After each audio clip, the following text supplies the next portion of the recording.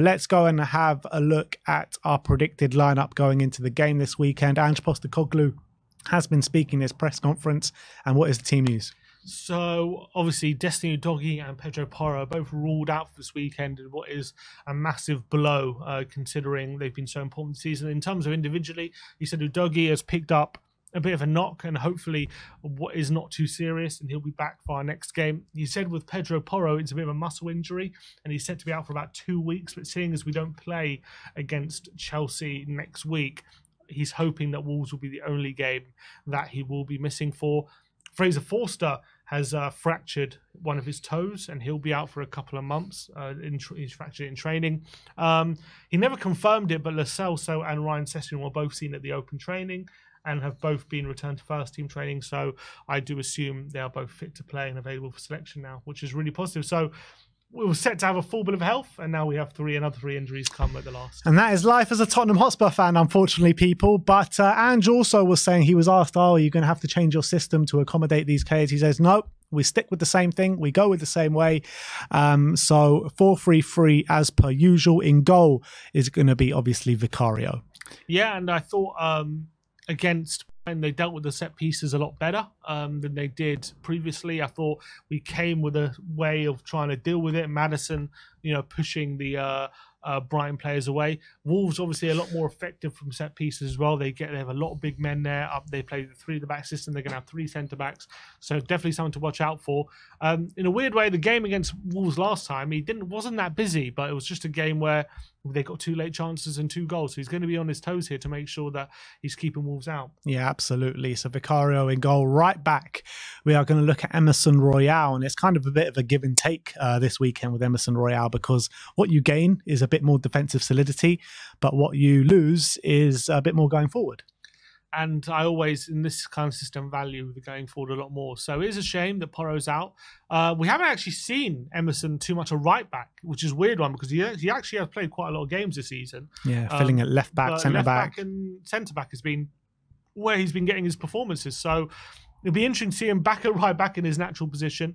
I'm not expecting a massive performance from Emerson this weekend. All I want from him is to do what he does best, keep things simple, facilitate other players who are better on the ball, and make sure when he's got Hwang or Neto running at him, he's as defensively solid as we know he can be. So hope he can step up and fill in, but he's going to need his teammates to help him as well. Yeah, and what you know about Emerson, he's always going to come in with the right mentality. That's the best thing about Emerson, is his mentality and the way he conducts himself. So I think he'll come in with the right mentality, and I think he'll do his best to try and stake a claim for that right back spot even when Pedro Porro is back. I don't think he'll be able to do that because of what Pedro brings to us, but he'll have that in his mind for sure. Moving on to the right centre back situation, and that is Cuti Romero, who's going to be so vital in terms of having to deal with someone like a Pedro Neto. Yeah, and Ange was talking about Romero in his press conference, saying, I always thought before I came, he was one of the best defenders in the world, but he's really just taken me aback about how he's taken on that leadership role, with not just with Mickey, but with all the rest of the team as well. And he's so impressed me, Cuti Romero, ever since I've got into the club. And that's so lovely to hear, because we can see it on the pitch how he's taken that in his stride, and he's such a vital cog to this defence.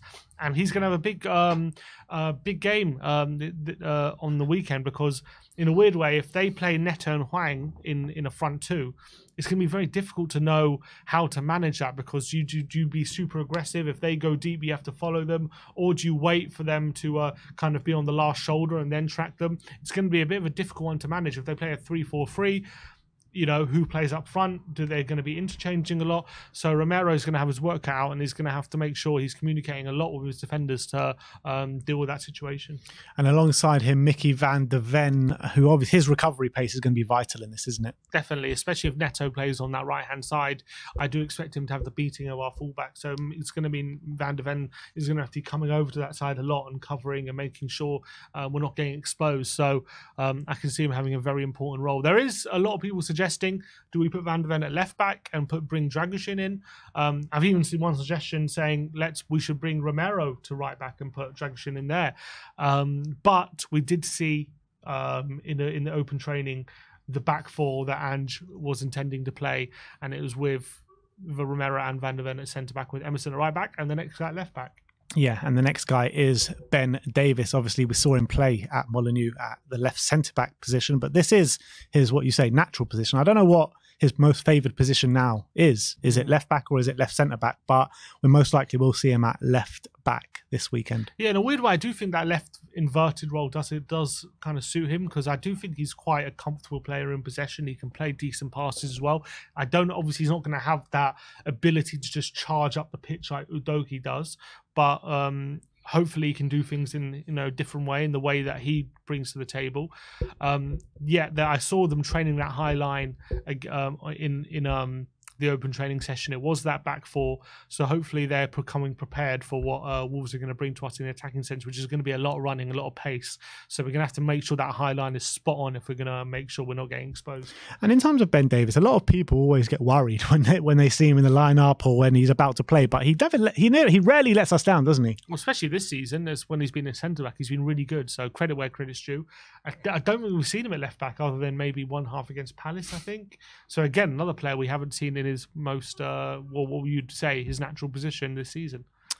Moving into the midfield in the number 6 position, I think we're going to see a return to Yves Bissouma, a much welcome return as well, because I think he came on with a bit of a point to prove against Brighton. He looked good, didn't look his usual self going forward, but what he did do is give us a bit of defensive solidity, made a number of interceptions and looked quite sharp in that situation. So I think as well, before he got that red card, he wasn't in the best form after that Luton game till he got that sending off. So I want to see Bissouma put in one of those classic Bissouma performances from the first 10 games of the season.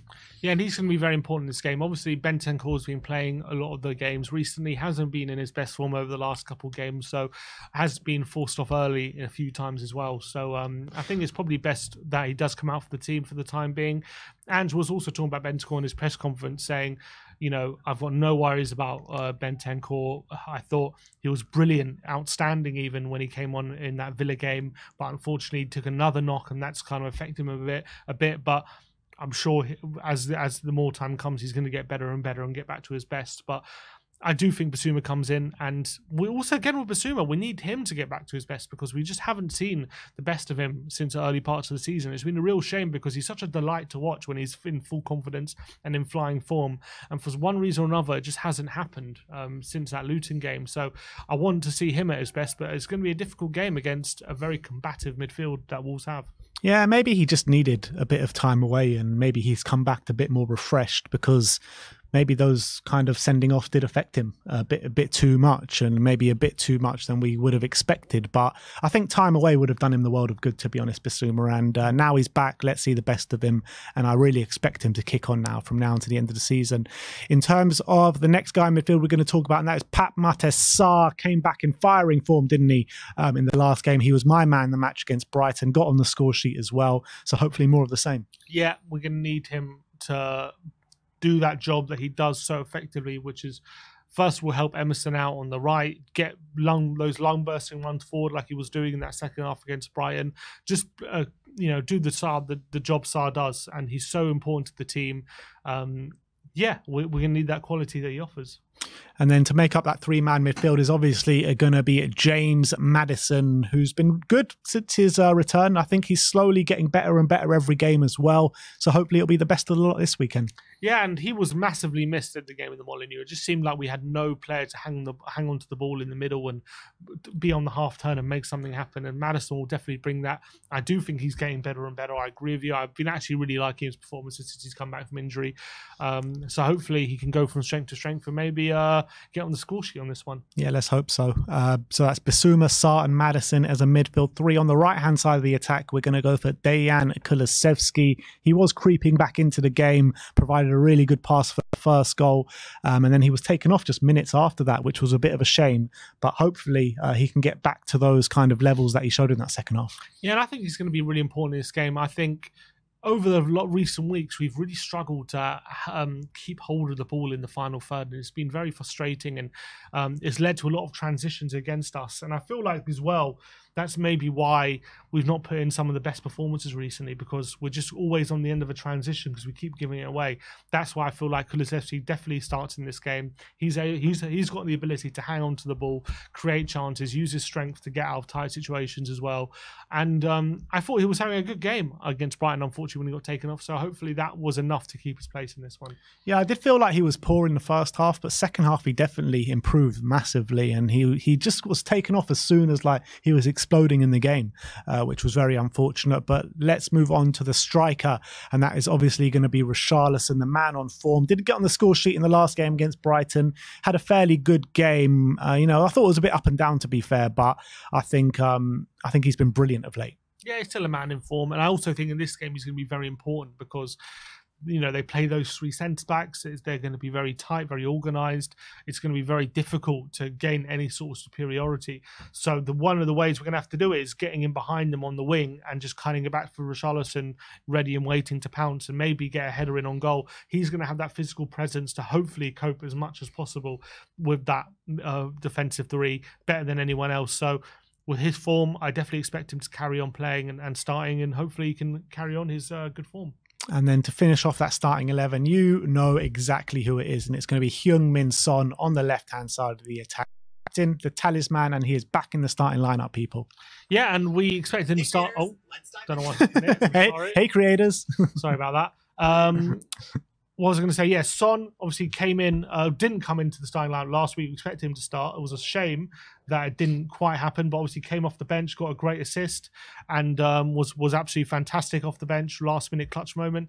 And given that he's had a week with the team now, obviously expect him to start this game. Werner as well didn't quite do enough to nail down that spot and make sure he's starting this game. So he's going to be a really good option off the bench. He's going to be a bit of a super sub. So yeah, can't wait to see Sonny back in the team. Yeah. It's 100%. So let's run through that team with you guys one more time. So it's Vicario in goal, Emerson right back, Ben Davis left back, Romero and Van der Ven in the centre back positions, with Bissouma, Sarr and Maddison making that middle three. Kulusevski, Son supporting Richarlison. Sim sticking with the prediction of 3-1 to Tottenham. I'm going for 2-1. I do think it's going to be a bit of a dogfight on that pitch, and hopefully Spurs can come through it with the quality that we do have, especially it being at home. And I think we owe them a bit of a beating as well after the way they beat us earlier on in the season when we were down to our bare bones. But that is the match preview, guys. Thank you everyone for joining us today.